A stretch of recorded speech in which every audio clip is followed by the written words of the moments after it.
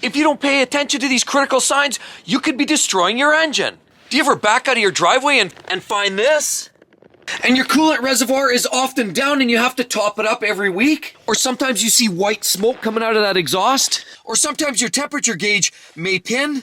Or have you recently developed a little bit of a misfire? Sometimes it comes and goes.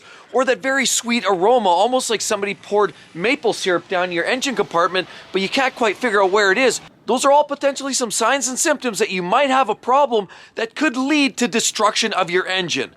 Let's get into it now. Life's too short to drive boring cars. So seeing an issue like this on the ground right there is a surefire indication that you actually have an external leak to your cooling system. And what could that look like? Well, there's a lot of places that it can potentially leak on your vehicle. Let's take this from the top.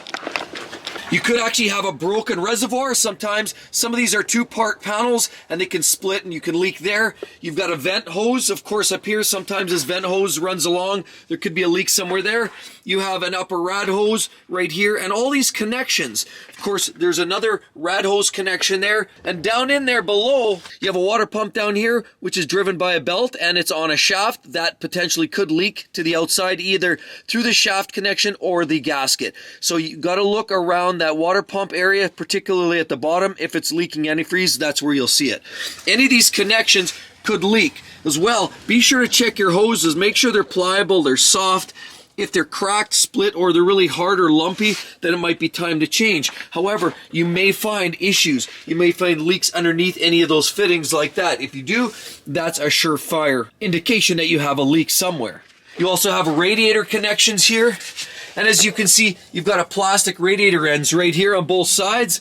If you have a leak there, sometimes they've been known to split. If they do, you can get a leak there. You basically want to check all your cooling lines, water pump thermostats, radiator connections, fittings, coolers, everything. Follow where it drips, but any one of those items can be a possible contributing problem. The other thing you have to consider is, look right here. We have cold weather. We have a lot of snow on the ground. That means it gets very, very cold. Now, another thing that can actually happen, not so much in southern states where it's warm, but up here where it gets very, very cold, if your antifreeze here is not rated for the appropriate temperature, it can actually freeze. If you freeze and you've got coolant in the block of your engine, it can actually expand and crack that engine. Once it cracks and then you start getting heating, cooling, it's already formed the fissure of the crack and you wind up with coolant dripping out either inside or outside of that engine block. At that point, your engine's toast. So you definitely want to make sure that the coolant that you have in here is the right mixture that's both appropriate for that vehicle, this make and model of that vehicle, and as well that it's rated temperature-wise to hit those sub-zero temps that you may have in a cold place like we have right here in Canada. Definitely have to make sure it's temperature rated. But a split block is another possibility of a leak. If you've got that, forget it. It's all over but the crying. Of course, if you need to add some coolant right there, this is OEM spec and it's for the Chrysler, which is the Dodge here. This here, never open it when the vehicle's hot. Once the vehicle's cooled off, give it a turn. There's usually a sizzle. It stops, it's to protect you. And then you push down, turn it some more, and then you can lift that off and actually add the coolant that you need right there. Top it up. So the next problem is high temperature, and how do you fix that? What causes that? Well, high temperature on your gauge is very, very serious problem. There's a lot of things that could be going wrong, but if you neglect it, it can actually overheat your engine, possibly not just spill over coolant and antifreeze, but it can actually warp your engine, your heads, and then you may actually have to either remachine your heads, pull half the engine apart, and just put a new head gasket in there, because it's usually the head gasket that takes the hit once you start to overheat your engine. But what are the things that actually can cause your engine to overheat? Other than the fact that if you're not driving your car too hard, towing too much weight, or driving in extremely hot conditions, most vehicles are rated and can accommodate a varying degrees of temperatures and loads. So it's usually not a normal condition to be overheating, but a lot of things can cause that. So the most common thing that can actually cause your vehicle to overheat is one of few things. Number one is the thermostat. Typically, thermostat is a switch. It normally stays closed until the vehicle warms up, so it allows the engine to keep the heat in the engine until at which point it exceeds that temperature. And once it rises over that certain preset temperature based on the thermostat, then it opens up. And that loop then opens to other parts of the system. Primarily the radiator, and of course the radiator then also has a fan, which is tucked under the shroud right there, And that fan there is designed to blow that air through the radiator and dissipate a lot of that temperature. That's the open loop. That's essentially when your coolant has exceeded that preset temp. So assuming your thermostat's working, assuming your radiator's in good shape and your fan is turning, you could still have another issue. And that's down there, and that's your water pump. Your water pump is, as I said earlier, right down in here. It's this piece here. It bolts up to the face of your engine.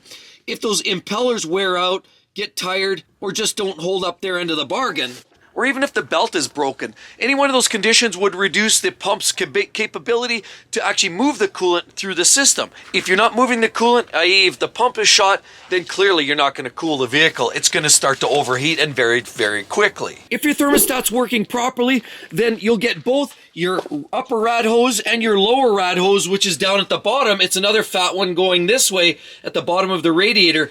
If they're both warm, that means you've got clear flow through the radiator and essentially your thermostat's functioning. At which point you might consider looking at your water pump as an issue or some other blockages within this system, particularly the radiator. You might want to check also for excess debris and leaves and shrapnel that might be caught up in that space. So one of the most serious problems could be if you see that white smoke down there coming out of the exhaust and you see plumes of it blowing out of there when the vehicle's running, particularly if you floor it, and you'll see lots of plumes of white, and it's a very dense white, and you'll have that sweet smell sometimes too coming out of the exhaust pipe. So what could that possibly mean if you have white smoke coming out of the exhaust? Well, it's a very, very bad thing. And what is it really? Well, it's really nothing more or less than you have your engine here. This one's a V8, as you can see. And what you have is heads. You have two heads on this particular engine because it's a V, a straight 6 or something, or a straight 4-cylinder engine. We'll just have one head. This one has two separate heads. And somewhere along the way, you have a gasket. So you'll have the engine block, which is your pistons.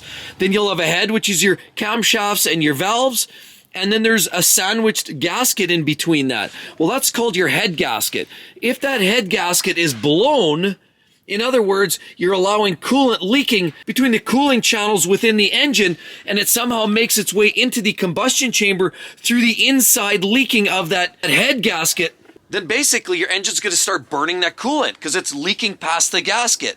That's usually a result of overheating, sometimes wear and tear or shuffling of the heads if there was improperly torqued heads, but usually it's an overheating condition that can actually cause that. And if that actually happens, then you're up the creek. That usually means pull the head or both heads, redo the gaskets, and start from scratch. Hopefully you don't have to do machining, but usually that means machining as well to make sure that everything is flat and square and level, and then you get a nice tight seal. Now, if you've got this condition, usually you're going to a shop, unless you're a really, really strong DIY person yourself, because it's quite an extensive operation to actually pull the heads off of one of these engines. So again, if you have any one or all of these symptoms, you have a serious issue. And remember, coolant is literally the second most important fluid within your engine. Of course, oil being the first and coolant being the second. If your vehicle overheats because of a poor cooling system, then you're not going very far anyway. So don't ignore the signs and symptoms of a cooling system like this, or you could be paying thousands of dollars for a brand new engine. And with all of that said, right there, be sure to click on that. Those are the things you want to do to avoid destroying your automatic transmission. Hope to see each and every one of you on the next one. We'll see you real soon. Bye-bye.